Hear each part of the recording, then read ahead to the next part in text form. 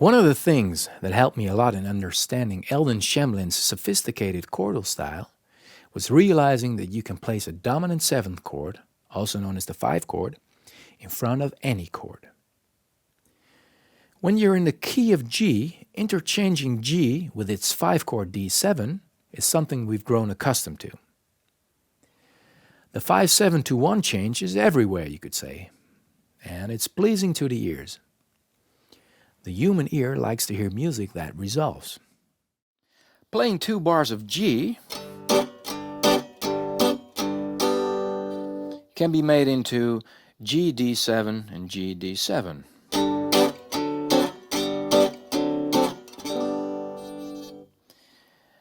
Now I can also play the dominant 7 of the dominant 7 chord. This is called the secondary dominant. A secondary dominant chord is basically a chord that resolves to a scale degree other than the tonic. Take the Western swing favorite Roly-Poly, for example. The original chords of the verse are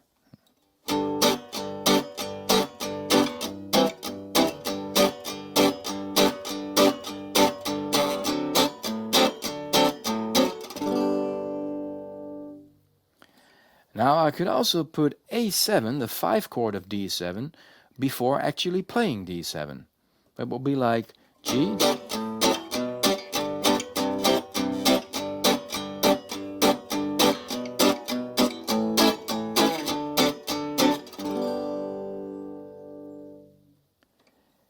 You can imagine using this 5-of rule gives you an endless amount of harmonic variations. The reason I address this subject in my Western Swing guidebook is mainly the 5-of rule is the tool to create moving bass lines, Eldon Shemlin style. Let me give you an example. Say you want a moving bass run and the chords of the tunes are G, G, C, C to D. I can spice this up with secondary dominants as mentioned. Let's have a look. G, then D7 with an A in the bass, to an inversion of G with a B in the bass, to G7 with a D in the bass, and now the tonic G becomes a dominant for C, so G7 with a D in the bass, 5 for C, back to G with a D in the bass, to C with an E in the bass, and there's A7 with an E in the bass, which is the 5 for D. Let me do that again.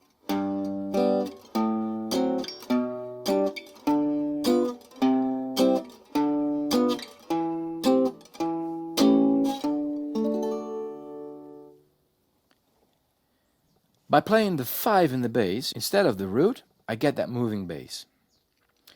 Once you get this way of thinking and playing down, you're ready for a next step.